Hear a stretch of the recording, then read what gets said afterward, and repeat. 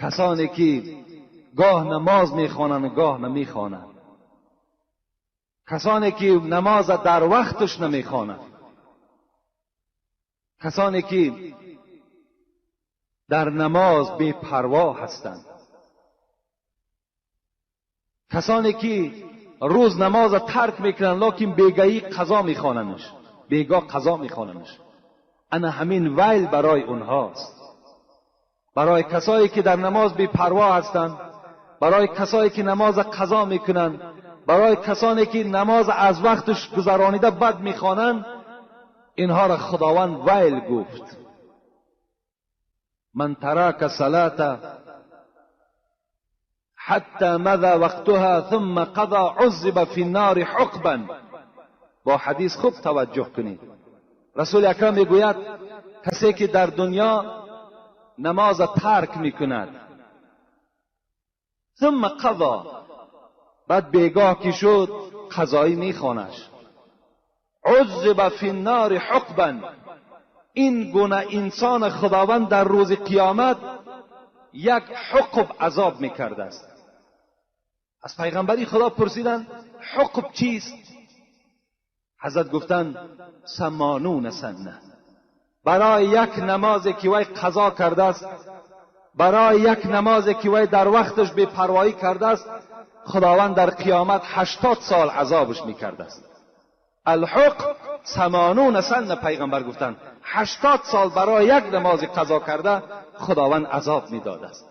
السنه، باز رسول اکرم دوام دادند السنه 360 یوما.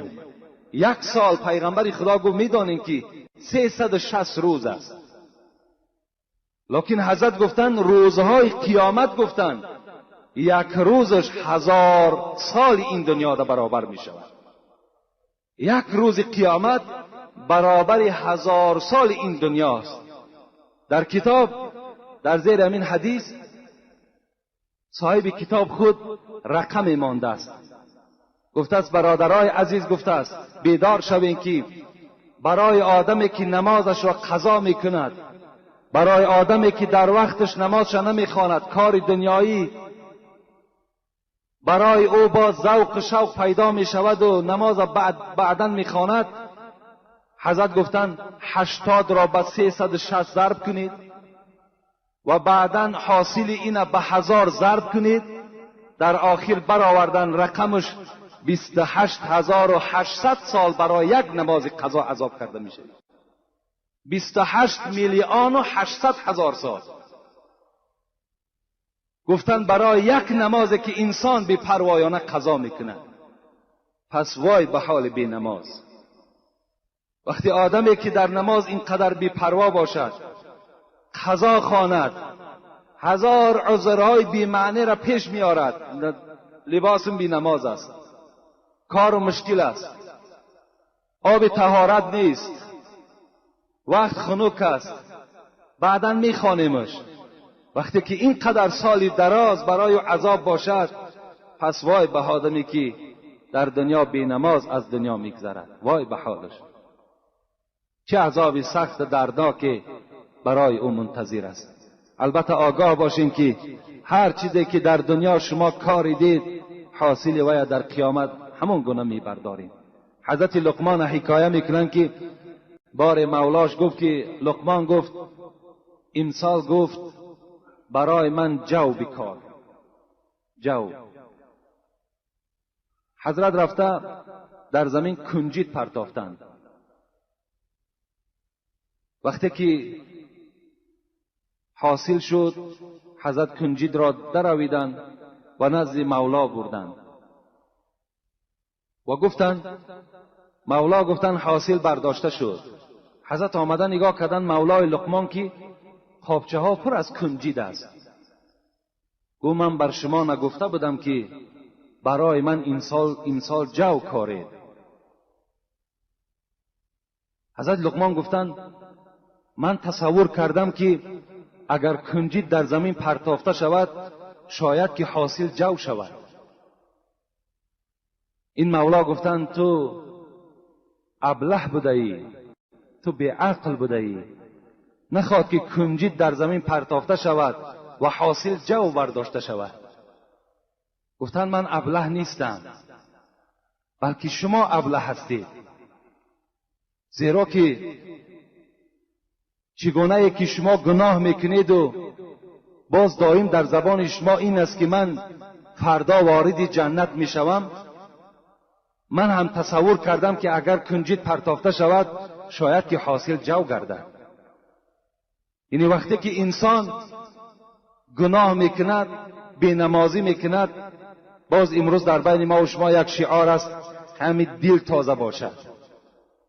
این نماز، این عبادت، این مسجد، ولی بعضی دخترهای هستند که خدا برکتشان دهد که مثال سطرها دارند، با بعضی زنهای دیگر اونها را با مذاق میکنند، همین سرتم کشاده هم که باشد دل تازه باشد. این شعار، این شعاری ابلهی، این شعار یهودی در تمام مردم ما و شما بی نهایت پریشان شده است. هر عملی که ما و شما میکنیم در نزد پروردگار همان عمل را ما و شما منتظر باشید. و از همه چیز مهم برای ما و شما امروز نماز است. رسول اکرم میگوید مروا اولادکم بالصلاة و هم ابناء 7 سنین واضربوهم و هم ابناء 10 و فرقوا بینهم فی المضاجع. به همه شما امر میکند پیغمبر، تمام پدرهایی که فرزندهای نرینه و مادینه داریم، دختر داریم، بچه داریم، پیغمبر خدا میگوید ای مردها، ای پدرها، ای مادرها، فرزندهاتان در 7 سالگی نماز خوان کنید. پدرهای عزیز، فقط نماز در ذمه شما فرض نیست، یا این مسئولیت خیلی کلانی هست که شما از پشت این فرزندها در نزد پروردگار جوابگر هستین. دخترها و بچه ها را امر به نماز کنین. پیغمبر امر دارد مروا اولادکم، امر کنید فرزندهاتون. سحر که خود خیستی بیدارش کن، دلت بوای نسوزد، بیدارش کن. 7 سالگی در رسول اکرم گفتن امر به نمازش کنین. واضربوهم و هم ابناء 10. وقتی 10 ساله شد و این فرزند تو نماز نخواند، و یا لتو کوب کن، وی را بزن که وی در نماز قائم شود.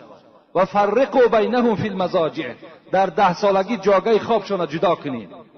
این جاگه خوابه که اگر همراه شما باشند وی ها را در دیگر خانه برین. اگر دختر و بچه یک جا خواب باشد جاگه های خوابشان جدا کنید. گفتم پیغمبر کاری کنید که این فرزندها هم در آخرت دامنگیر شما نشوند. این است باب بی نماز،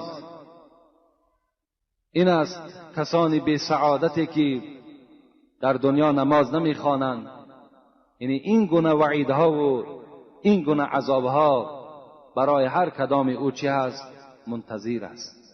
خوش به حال همون برادرانی که یعنی به هیچ حالت نظر نمیکنند، دائم با نماز هستند. فقط در آخر من به شما یک حدیثی را خبر میدهم که فکر میکنم خیلی باید تأثیر کننده باشد و خیلی باید که شما را از خواب بیدار کند. که حدیث از پیغمبر خدا که من احرق 70 مصحفا، اگر در بین شما یک نفر پیدا شود و 70 دانه قرآن را در آتش بسوزاند. البته ما و شما چی گناهی وزنینی هست و چی جمله مشکلی هست که انسان باید تلفظ کرده نمیتواند. اگر شخص در بین ما و شما پیدا شود که 70 قرآن را سوزاند، قرآن خطا خواندنش گناه است، قرآن بی طهارت قپیدنش گناه است، اینها وقتی گناه باشد پس سوزاندن او را شما تصور کنید که چند قدر گناه است. وقتی سخن خدا را تو در آتش بی پروایانه می سوزانی. من احرق 70 مصحفا، کسی که اگر 70 قرآن را در آتش بسوزاند و قتل 70 نبیا، اگر کسی که بعد این 70 دانه قرآن سوزاندن باز قرار نگرفت و 70 پیغمبر را به دست خودش قتل کرد.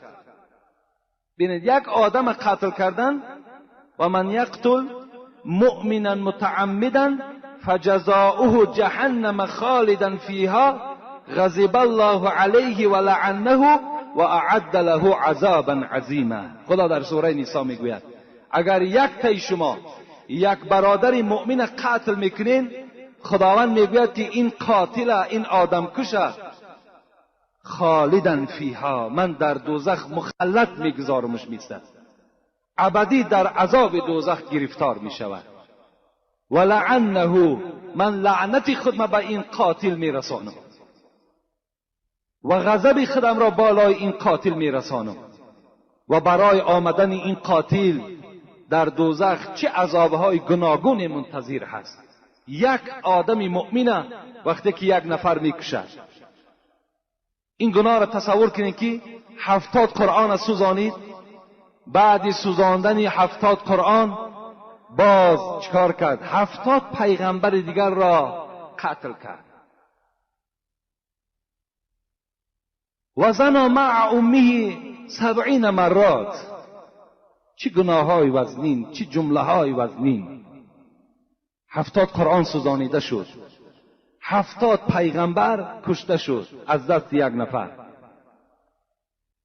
و باز این نفر 70 بار دیگر اگر با مادر خود خانه‌داری کند، 70 بار دیگر میگوید با مادر خود خانه‌داری کند.